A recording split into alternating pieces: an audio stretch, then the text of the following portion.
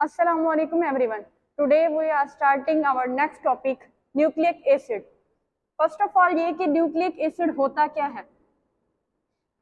Nucleic acid जैसे ही उसके नाम से भी है कि क्या है, एक एसिड है जो कहाँ पर मौजूद है, न्यूक्लियस के अंदर। ये कब डिस्कवर हुआ था? 1869 के अंदर एक साइंटिस्ट थे फ्रेडरिच मिक्सचर। फ्रेडरिच मिक्सचर ने 1869 के अंदर न्यूक्लिक एसिड को डिस्कवर किया था, आइसोलेट किया था। कैसे? उसने जो है हमारे जो पस सेल्स होते हैं, फॉर एग्जांपल हमें इन्फेक्शन हो जाता है और वहां से पस निकलती है, उनके पस के सेल में से उन्होंने क्या किया था, डिस्कवर किया था न्यूक्लिक एसिड को। तो कहां पर ये प्रेजेंट था? पस सेल के अंदर। इसीलिए इसको क्या किया गया, न्यूक्लिक एसिड क्यों कहा गया? क्योंकि ये क्या है, एक एसिड है जो कहां पर मौजूद है, न्यूक्लियस के अंदर। सेल के न्यूक्लियस के अंदर एक एसिड मौजूद है जिसको हम क्या कहेंगे, ये क्या है, न्यूक्लिक एसिड। अब नेक्स्ट है हमारे पास न्यूक्लिक एसिड की टाइप्स। न्यूक्लिक एसिड की दो टाइप्स होती हैं, DNA and RNA. Nucleic acid, ये एनए मींस के न्यूक्लिक एसिड है, D oxy ribo nucleic acid, ribo nucleic acid. ये दो क्या है हमारे पास, टाइप्स हैं न्यूक्लिक एसिड की। अब हम देखेंगे कि यहाँ ये क्या होती है, प्रेजेंट कहाँ पे होती है। आपको पता है कि न्यूक्लिक एसिड कहाँ है, हमारे सेल के न्यूक्लियस के अंदर है, तो वो क्या है, न्यूक्लिक एसिड है। अब डीएनए और आरएनए कहाँ पर मौजूद है?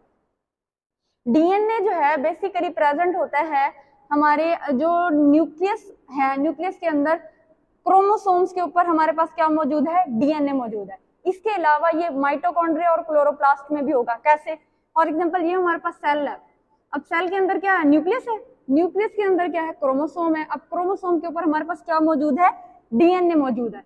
इसके अलावा यहाँ पर आपको लोगों को पता है कि क्या होता है हमारे पास, क्या होता है, क्या हमारे पास क्या होता है, साइटोप्लाज्म मौजूद होता है। अब साइटोप्लाज्म में आप लोगों को पता है कि ऑर्गेनेलीज भी प्रेजेंट है, उनमें क्या है, माइटोकॉन्ड्रिया भी मौजूद है और क्या हमारे पास के क्लोरोप्लास्ट भी है। तो मींस ये उन ऑर्गेनेलीज में भी हमारे पास क्या हो सकता है, डीएनए प्रेजेंट हो सकता है। जब उनके ऑर्गेनेलीज में से माइटोकॉन्ड्रिया में प्रेजेंट हो सकता है, उसके अलावा वरना कहाँ होगा, न्यूक्लियस के अंदर क्रोमोसोम के ऊपर डीएनए प्रेजेंट होगा। ठीक है, नेक्स्ट हमारे पास है आरएनए। अब आरएनए कहां पर प्रेजेंट है? आरएनए बेसिकली राइबोसोम्स के ऊपर प्रेजेंट होता है। राइबोसोम के अलावा ये कहां पर होगा, साइटोसोल में भी प्रेजेंट होगा।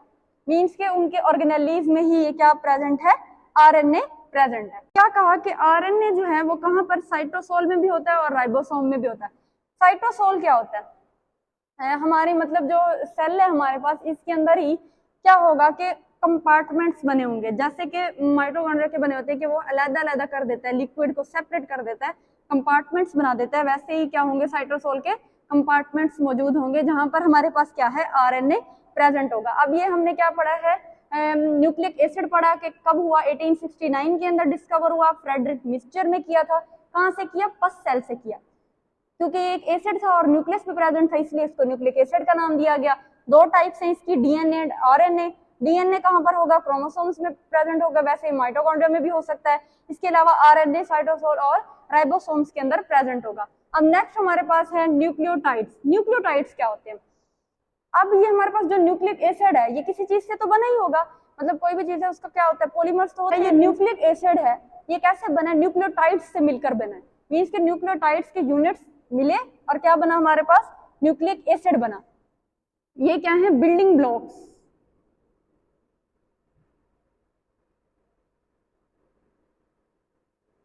मींस के इन्होंने मिलकर जो है ना क्या बनाया है, न्यूक्लिक एसिड बनाया है। अब ये न्यूक्लियोटाइड्स खुद भी तो किसी चीज से बने हैं, ये बने हैं सब यूनिट्स से। 3 सब यूनिट्स से मिलकर बनते हैं न्यूक्लियोटाइड्स। कौन कौन से हैं, pentose sugar, nitrogenous base and phosphoric acid. ये 3 क्या है, सब यूनिट्स हैं जिन्होंने मिलकर क्या बनाया है, न्यूक्लियोटाइड्स बनाए हैं। और जो न्यूक्लियोटाइड्स हैं उन्होंने मिलकर क्या बनाया, हमारे पास न्यूक्लिक एसिड बनाया। अब अगर ऐसा हो कि यहाँ पर क्या है कि 3 सब यूनिट मिले हैं तो क्या बना है, न्यूक्लियोटाइड बना है। अगर 2 यूनिट मिले, मींस के अगर हम फास्फोरिक एसिड को रिमूव कर देते हैं, पेंटोज शुगर और नाइट्रोजिनस बेस दोनों कंबाइन होंगे तो हमारे पास क्या बनेगा, न्यूक्लियोसाइड बनेगा। मींस के पेंटोज शुगर और नाइट्रोजिनस बेस जब कंबाइन होंगे तो न्यूक्लियोसाइड बनेगा। जब जो है ना पेंटोज शुगर नाइट्रोजिनस बेस के अलावा हम फास्फोरिक एसिड को भी ऐड करेंगे तो वो क्या बन जाएगा, न्यूक्लियोटाइड्स। सिंपली आप कह सकते हैं कि न्यूक्लियोसाइड्स को जब प्लस करेंगे फास्फोरिक एसिड के साथ तो वो क्या बन जाएगा हमारे पास, न्यूक्लियोटाइड बन जाएगा, क्योंकि ये 3 सब यूनिट से मिलकर बना है ना। अब हम पढ़ेंगे इनको कि ये क्या है, पेंटोज शुगर क्या है और नाइट्रोजनस बेस क्या है। पेंटोज शुगर, अब पेंटोज शुगर क्या है कि डीएनए में चेंज होगी और आरएनए में क्या होगी, चेंज होगी। जो पेंटोज शुगर डीएनए में होगी उसको क्या कहेंगे, वो क्या है, डीऑक्सीराइबोज। शुगर का नाम क्या है, डीऑक्सीराइबोज। जबकि जो आरएनए के अंदर होगी उसका नाम क्या होगा, राइबोज। राइबोज शुगर किस में इन्वॉल्व होगी, आरएनए में, जबकि डीऑक्सीराइबोज शुगर क्या होगी, डीएनए के अंदर प्रेजेंट होगी। ये दोनों क्या है, पेंटोज शुगर है जो डीएनए और आरएनए के अंदर यूज होंगी हमारे पास। नेक्स्ट हमारे पास नाइट्रोजीनियस बेस है। अब नाइट्रोजीनियस बेस क्या है, नाइट्रोजीनियस बेस में 2 चीजें आती हैं हमारे पास, प्यूरिन्स एंड पायरामिडाइंस। कुछ हमारे पास प्यूरिन्स होती हैं और कुछ हमारे पास पायरामिडाइंस होती हैं। ये दोनों क्या हैं, अपने जो इनकी रिंग स्ट्रक्चर है उसकी बेस पे इनको क्या किया जाता है, डिवाइड किया जाता है। प्यूरिन्स है हमारे पास वो क्या होती है, डबल रिंग स्ट्रक्चर होता है, जबकि जो पायरामिडाइंस होते हैं वो क्या होते हैं, सिंगल रिंग स्ट्रक्चर होता है। अब प्यूरिन्स में हमारे पास आती है एडेनिन और गुआनिन, जबकि पायरामिडाइंस में हमारे पास आती है थायमीन, साइटोसिन एंड यूरासिल्स। ये क्या है, नाइट्रोजीनियस बेसेस हैं जिनको डिवाइड किया गया है। अब अगर हम डीएनए और आरएनए की बात करें तो हमारे पास डीएनए में एडेनिन, गुआनिन, थायमीन और साइटोसिन यूज होगा, जबकि हमारे पास आरएनए में क्या यूज होगी, यूरासिल यूज होगी थायमीन की जगह पर। ये उनका क्या है कि डीएनए और आरएनए में नाइट्रोजीनियस बेसिस का फर्क है। हमने यहाँ पर पढ़ा था न्यूक्लियोटाइड्स कि न्यूक्लियोटाइड्स क्या होती हैं। न्यूक्लियोटाइड्स क्या थी, बिल्डिंग ब्लॉक्स थी जिन्होंने क्या बनाया, न्यूक्लिक एसिड को बनाया। इसी तरह डीएनए को उन्होंने अलग बनाया और आरएनए को अलग बनाया। तो जो न्यूक्लियोटाइड्स डीएनए को बनाएंगे उनका नाम क्या होगा, डीऑक्सीराइबोन्यूक्लियोटाइड्स, जबकि जो आरएनए को बनाएंगे उनका नाम होगा राइबोन्यूक्लियोटाइड्स। वो मिलकर क्या बनाएंगे, हमारे पास आरएनए बनाएंगे। ये इन दोनों का डिफरेंस है। लास्ट पे हमारे पास जो है ना एटीपी का थोड़ा सा किया गया है। एटीपी बेसिकली क्या है, एक न्यूक्लियोटाइड है जो कि क्या होता है, सेल के अंदर एनर्जी करेंसी के तौर पर यूज होता है। मींस के ये क्या है, एटीपी क्या है, एज एनर्जी हमें प्रोवाइड करता है। ठीक है, आज का हमारा टॉपिक क्या था, न्यूक्लिक एसिड था, जिसमें हमने जो है ना पढ़ा कि 1869 के अंदर न्यूक्लिक एसिड को डिस्कवर किया गया। फ्रेडरिक मिस्चर साइंटिस्ट थे, उन्होंने न्यूक्लिक एसिड को डिस्कवर किया, फर्स्ट सेल से किया था। और इसके अलावा इसकी 2 टाइप्स होती हैं, डीएनए और आरएनए। डीएनए क्रोमोसोम के अंदर प्रेजेंट होगा, इसके अलावा माइटोकॉन्ड्रिया के अंदर, जबकि जो आरएनए है वो क्या होगा, साइटोसोल और राइबोसोम्स में प्रेजेंट होगा। न्यूक्लियोटाइड्स का पढ़ा हमने कि न्यूक्लियोटाइड्स मिलकर न्यूक्लिक एसिड बनाते हैं। खुद जो न्यूक्लियोटाइड्स हैं ये जो डीएनए है उसके लिए यूज होंगे वो होंगे डीऑक्सीराइबोन्यूक्लियोटाइड, जबकि जो आरएनए के लिए यूज होंगे वो होंगे राइबोन्यूक्लियोटाइड्स। इसके अलावा जो न्यूक्लियोटाइड्स हैं ये क्या बने हैं, सब यूनिट से मिलकर बने हैं, 3 सब यूनिट से बने हैं। पेंटोज शुगर है, नाइट्रोजनस बेस है, इसके अलावा फास्फोरिक एसिड है।